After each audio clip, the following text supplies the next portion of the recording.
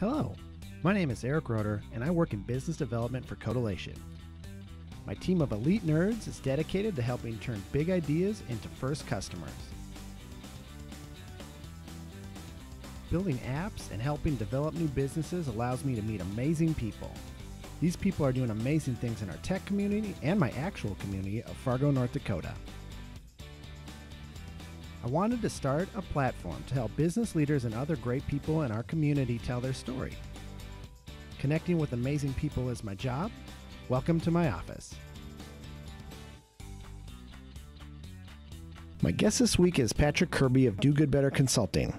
We're taking a little different approach to our normal episode this week, and we're going to chat a little bit about what it takes to start a podcast for your business and, some of the benefits, with maybe a giant nerd rant about Final Fantasy at the end.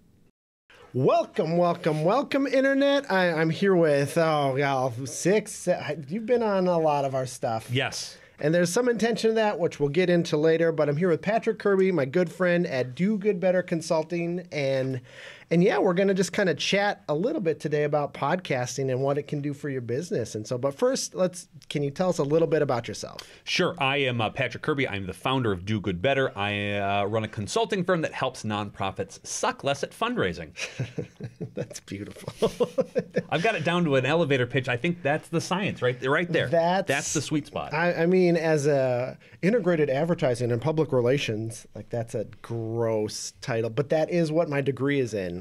You've summarized that very well. I appreciate that. You did that in, back when I was in school, you had to do it in 30 seconds because there was not the internet. Well, there was, but it wasn't like, hey, people that talk too much, just get a microphone and talk too much. And I like that bit because it's only like 4.5 seconds, and then it leaves people the time to ask, well, tell me more about that. And then I still have 20 seconds to legitimately talk about more of the business.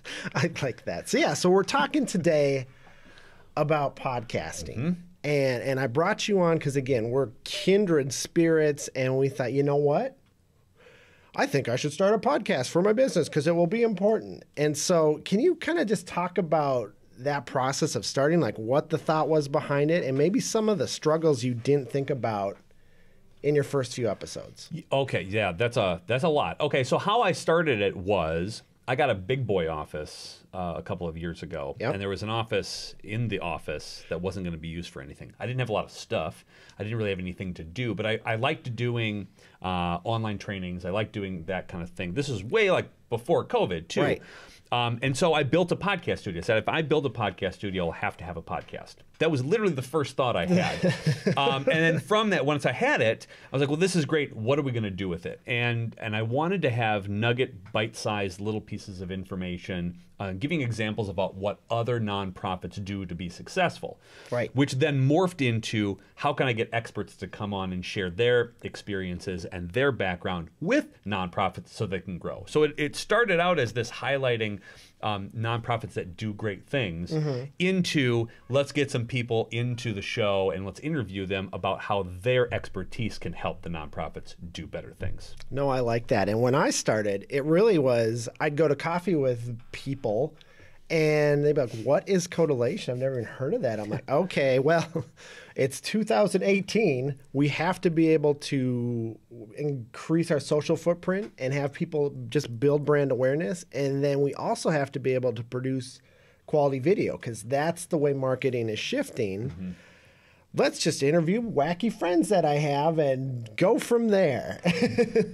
Did it ever evolve from that concept, or did you find yourself doing? Because you're leaning up on 100 episodes, right? Yes. That's a remarkable number. At any point in time, you're like, this is I'm kind of exhausted on this whole topic halfway, or was it interesting enough to stick with that as the bit? It has to evolve. Yes. And that it's honestly like we're in the process of evolving it right now. But there's aspects of it that are exhausting. Like I've got a lot of social media fatigue. And I'm like, and I love our conversation. And I love this episode. And I love every time we talk. It's like, oh, Patrick's on my show again, and I have to. Like, Yeah, it's true. I the one thing that I learned that was super the concept of doing regular posts and regular content and regular interviews in your head sounds, well, I can do that. I do that every day. Yeah. And then you look to the production schedule and you look to weeks ahead and you're like, crap, I don't have any guests lined up. Now I do now, or you've got way too many guests, or maybe these guests don't even make sense to be on the show. And that becomes overwhelming on top of the job that you're already doing. Right. Or in my case, it wasn't even a monetary piece to the job. Like I have enough sponsors to pay for all the editing and that kind of thing, but it wasn't like I'm not gaining things. So the transition that I used was like, oh, well, how can I then pivot the show or repurpose the show in saying not only do you get to work with me, but hey, by the way, here's an episode that I think you might like. Right. Or here's something that I think you might be benefited by. Want to check this out. And now I'm giving value to potential clients rather than just doing it for the purpose of saving, using space on iTunes. Right. And again, that's kind of what we want to evolve to what we're doing. And you have to be bad before you're good. Yes. You have to, do that same struggle where, it takes me 10 to 15 hours to like do all of this. Yeah. Coordinate, we could probably use an intern.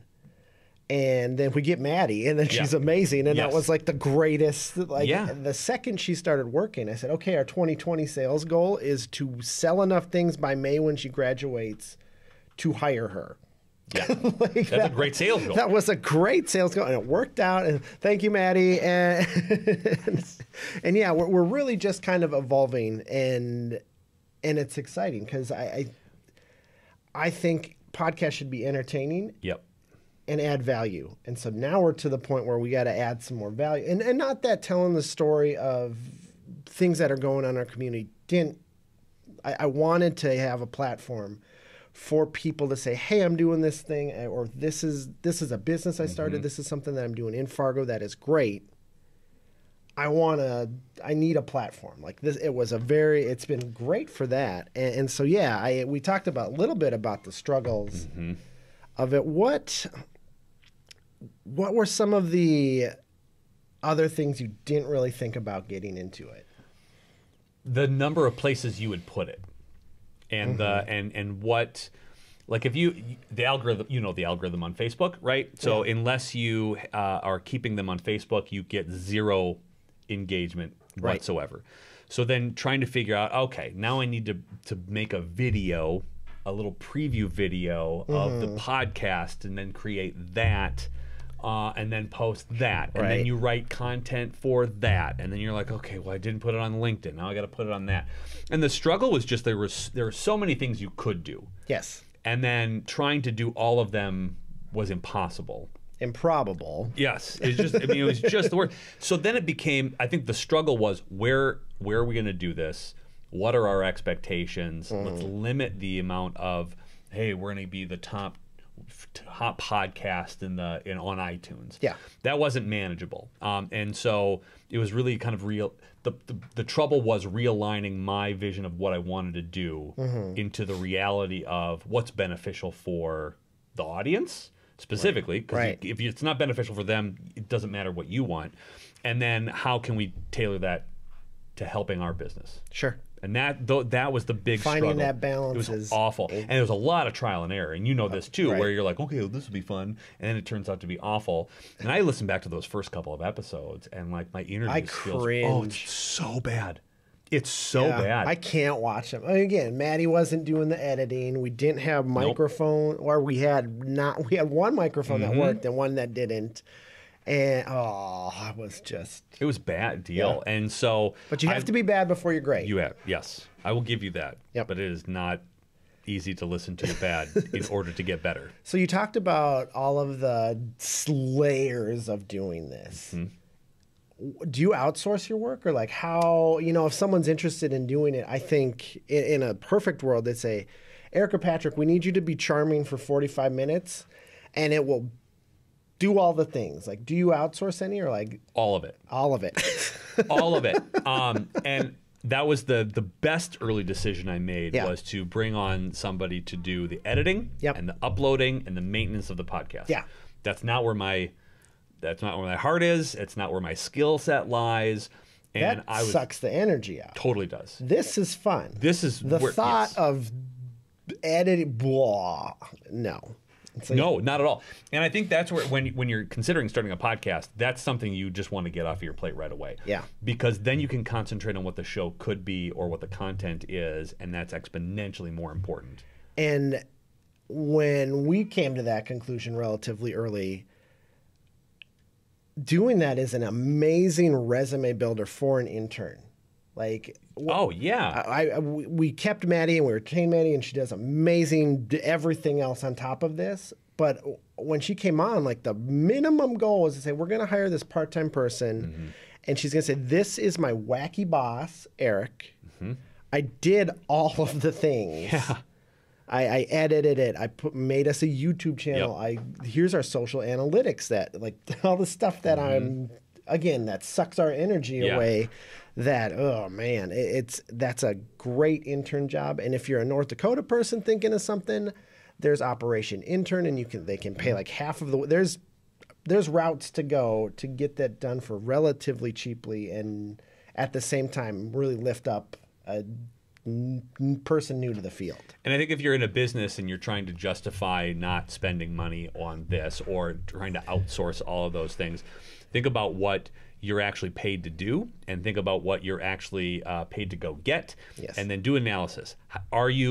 Is spending 14 hours developing a 40 or 25-minute episode of a podcast worth your time? Or are you more valuable using the content that was created by going out into the world to go find an ideal client that might be matching of the content that you actually created, and then building a relationship with that person? And so I like that. And again, it's interesting working for incredibly analytical people. And Josh was like, why should we do this? And I found By the way, can I say on how great your Josh impression has evolved over 100 episodes? Because that is that's a lot more accurate than season 1. Yeah. No, why should we do this? And I, as a sales professional, I looked, and about every person that we got to organically was pretty much $1 in our pipeline. Yeah, that's awesome. And it's not exact, but it's close. And so if we say, you know what, it takes Madison 1 day a week, 4 days a month to do podcast stuff. And then the whole office just peeked up and said, yes, this makes sense. We get a couple deals out of it, and it's paid for both of our salaries this year. Yeah. And I mean, there's other math and stuff, but I mean, in theory, that's what it works. Do you have any advice for people thinking about starting their thing? Do it. Yep. Because it's a medium that I don't think you should not be in. You should be in this particular medium. Yeah. But think about, and you said it beautifully, think about how you can use this to get known to people who don't know you, and exposed to a group of people that are not in your region or whatever. There's a finite amount of reach your local media or marketing will provide. There's unlimited reach in who you can sort of get to know via a podcast. Yes. As soon as we started doing our podcast, our reach for clients went national. Sure. And so we now have clients on the East Coast and the West Coast and then the South. We never did before that because we didn't and weren't known outside of this area. Right. But all of a sudden we were getting guests on from different places of the country talking about the same stuff that we were talking about it here in the Midwest, but now we're exposed to, let's do it better. I don't know. Let's go check it out on the website. And we started getting pings from North Carolina and Florida, whatever. So your reach is exponentially better if you have a podcast, and then you build relationships and build rapport with people that you might not have ever met in person. One thing that I think COVID did really wonderful. I'm excited for the end of this sentence. Yeah, is that I got to meet so many amazing people I would have never met if we weren't in quarantine and I was forced to go on the internet to meet new friends. Sure. Because you go to the same kind of things in the same region and the same, get-togethers and the same social clubs, right? That's great. I would have never met people who had different opinions and perspectives from across the globe at this point. Right. Without being shut down in quarantine and then seeking out a catalyst for relationship building through a podcast. No, and I made up a term when I was talking to Robot Josh about this, and it's marketing cross-pollination. Yeah. My mom loves my episodes. Your mom loves your episodes. When we're together, we got two moms, and we're exposed to different circles. And again, great people hang out with great people, and those great people, and that gets you to the coast, and that gets you those different connections. And I recommend thinking about this. Yeah. If you want to build your circle outside of your immediate area. And I'll give you a tangible example with tangible numbers. Okay. Because I think here in this office demands analytics. We need to know how many things it did. So I did a podcast interview Yep. with a lady out of Ohio. Okay. We had such good rapport in podcast form that she invited me to speak at a virtual forum for her crowd that I'd never had access to. Nobody knew in her crowd who I was. Right. Gave my presentation and my pitch in podcast form in this forum, and then from that gave away a free sort of calendar of the things that I was talking about. Yeah. That I had built specifically for that thing. And all I said was, hey, if you liked what you heard and you got any more questions of it, here's a link to download this free thing. Right. I go from not knowing this person to knowing this person, that's one connection, to going on her forum in her 1,200 people that were watching it, to now 300 individual downloads with 300 individual contacts from people who have willingly reached out to say, I was interested enough to get your calendar. Sure.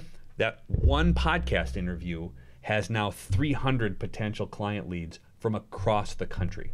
That's a podcast. That is good for your business. Numbers are good.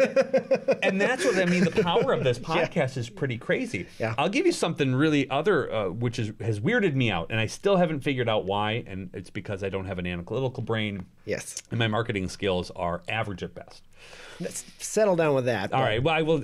In the pantheon of marketing things, we were the #2 podcast on iTunes under the nonprofit category in South Africa.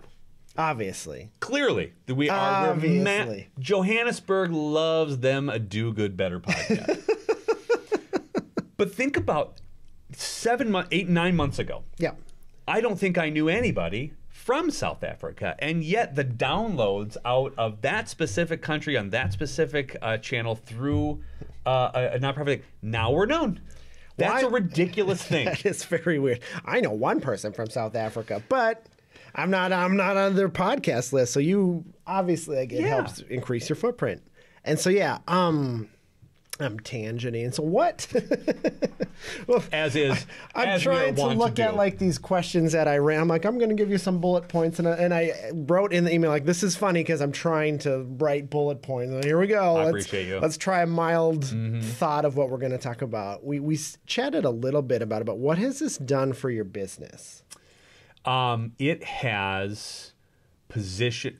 I think every business wants to be the thought leader so that people call them first. Yes. And the one thing that I wanted when we started Do Good Better was I want to be the first person people call when they have a question about nonprofit stuff. Fundraising, yes, but nonprofit things.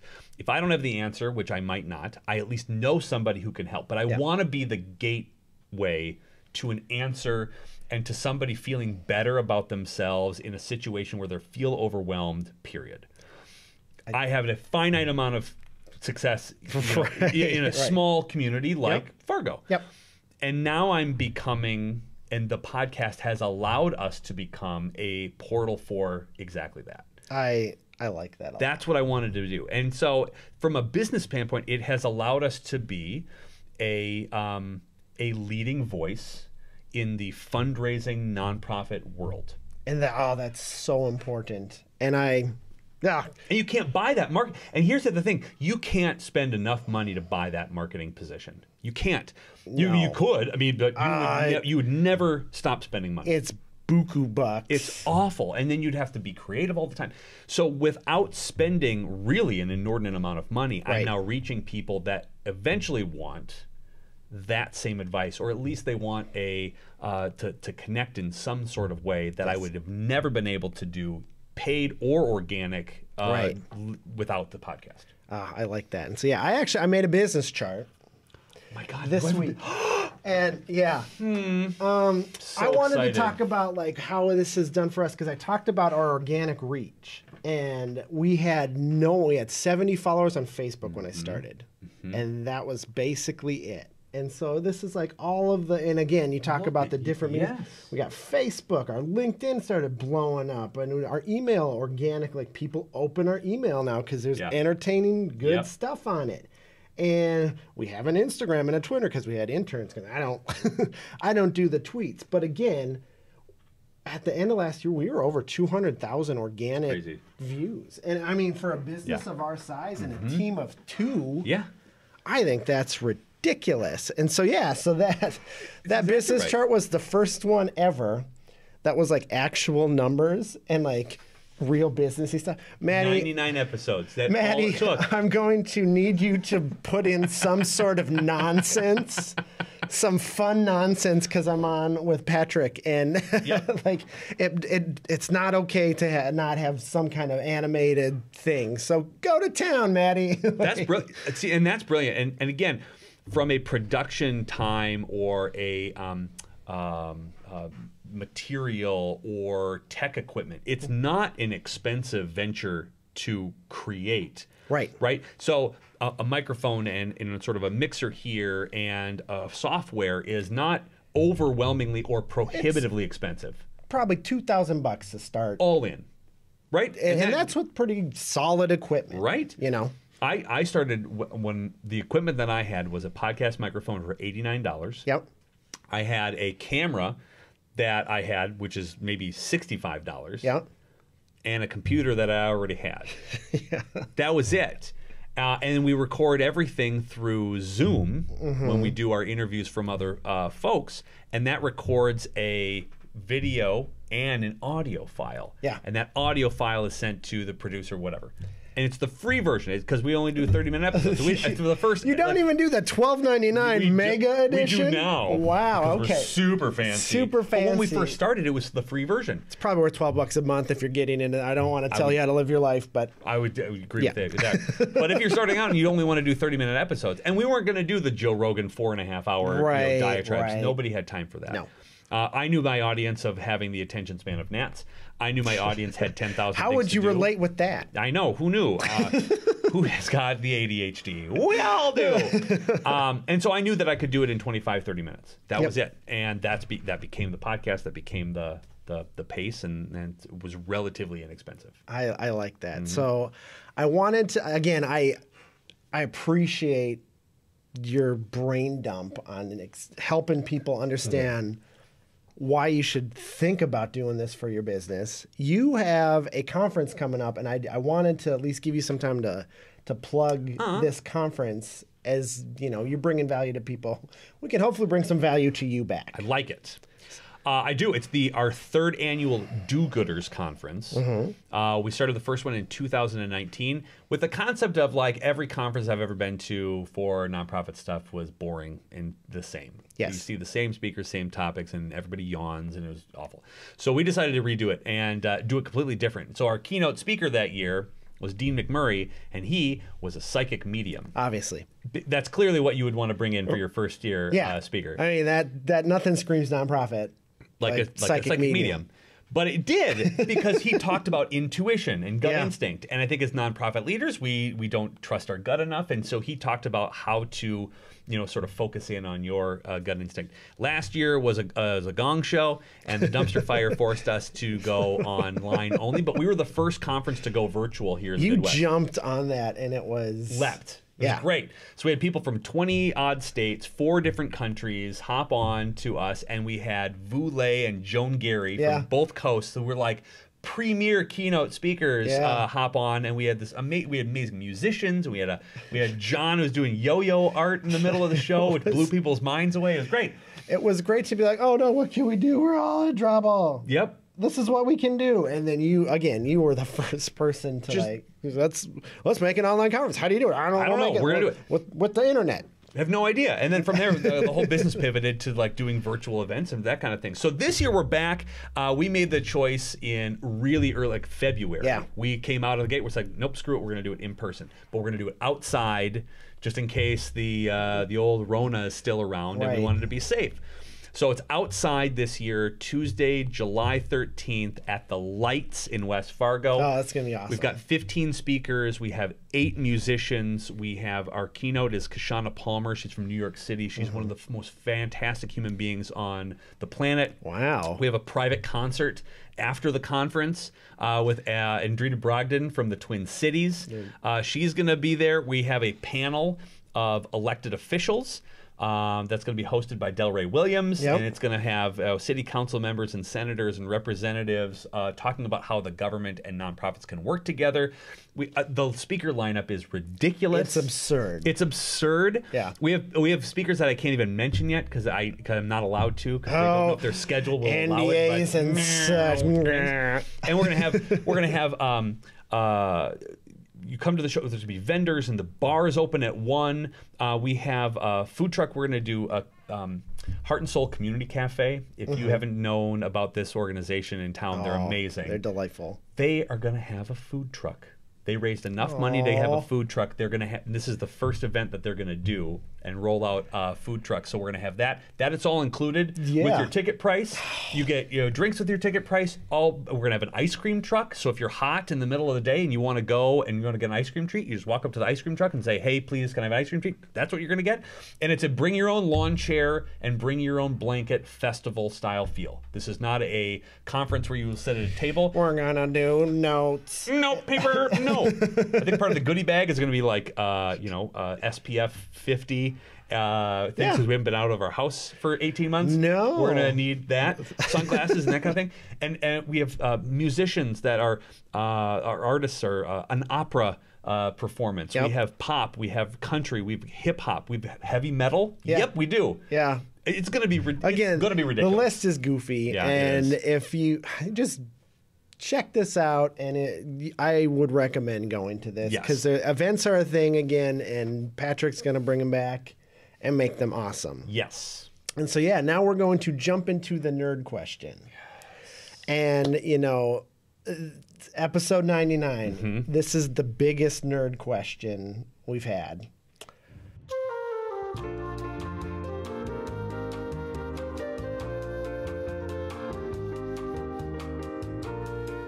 If you, Kefka and Sephiroth, team up together, you got 8 people to fight them with across all of the Final Fantasy universe. Who's your party? This is a fantastic question, and I appreciate the heads up with the question because this took a little more thought than just random things. I struggled last night and this morning even. I brought with me my inspiration for this question, which is a gift that was given to me from my friend Justin in the Twin Cities, and it was the thing. It is all the art of the first 10 Final Fantasies, the concept art, which I have used as inspiration. I have developed a list of my top 8. Okay. And are we going to go in order? Are we going to bounce back and forth? Because I would like to know your 8 as well. We'll go one at a time. Okay. Going from, I have my favorite to the 8th, like Excellent. the last person in. So I can go with my last person in. I will too. Okay. I'm going to start with Barrett.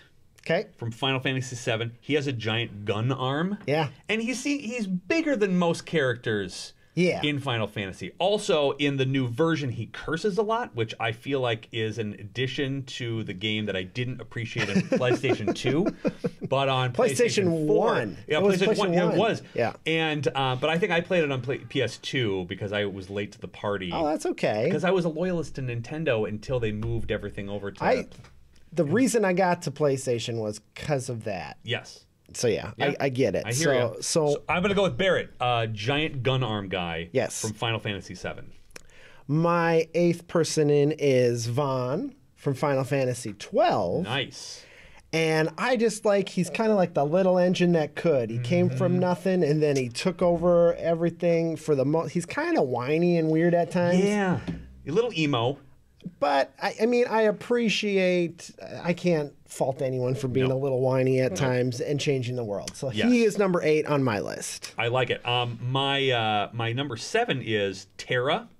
Okay. The polymorphing human/Esper combo platter that Kefka actually created. So I went with this one because she controls Espers. She can become an Esper, and she's also proficient in black and white magic. She is 9 on my list.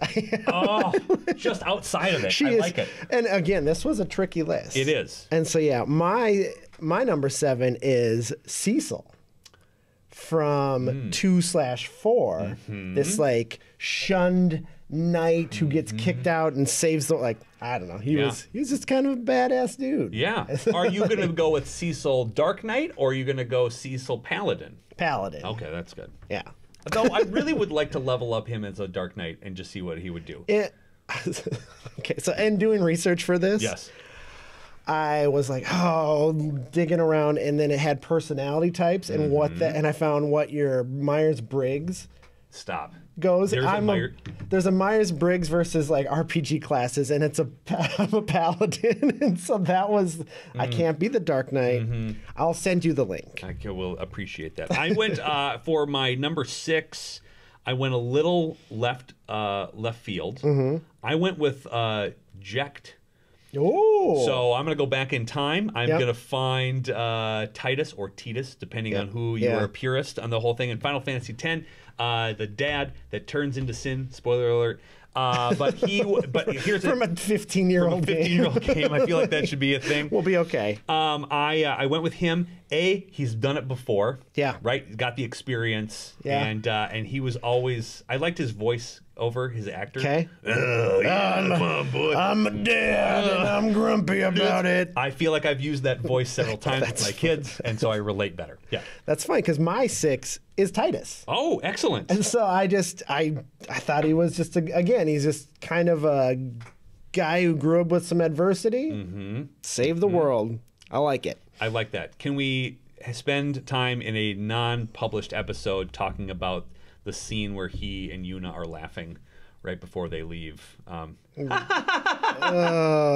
It's awkward. Google it. It's terrible. This was new to voice acting in games. It was. I'm giving him a pass of that, but that was cringy. All right, there it is. I went with my number 5 as Celeste. Yep. She is also sort of this pseudo knight infused with a bit of magic power, but I like her because a white mage plus a fighter reminded me of the first Final Fantasy episode where you have the red mage that can use swords but also use magic. She reminds me of that. I found her to be badass. I love Torn, and then the fact that she murders her pseudo dad in that game when the world ends is horrible. And it reminded me that you played that and you sent me a screenshot of it, and it reminded you that you're about to murder your dad. Yeah. And you felt bad about it for a day. All right. And you forgot about the opera, which is so good. Have you listened to the symphony versions of those? Yeah, it's a little better than whatever I just did. That was probably pretty accurate, sadly. So yeah, my next one is Aerith. Oh, yeah. And so she's just, I mean, there's the scene. Oh, she needs to get some revenge. Yes. And if this is she's coming back and she's on my team. I like that. No, I like that a lot. My 4th one is going to be my only Final Fantasy IX character was Vivi. Yeah, Vivi's sweet. Because I needed a solo black mage only. Yep. And I feel like as long as you can level him up throughout 9, he becomes like unstoppable. He's towards terrifying the end. At the end. He's terrifying. So that is going to be my my ace in the hole. I got all these spells that are going to literally knock you out. He's the weapon that they were trying to make by the end of that game. Correct. Yep. And so my 4 is Lady Yuna. And I didn't want to break up her and Titus because they're hilarious together. Also true. Yes, I like that. They're back to back. They have to be together. Yep. And so my next one, my number 3 was Rydia. Okay. who turns out to be this little sweet girl that gets her mom's killed by Which one is this is in 2 or 4.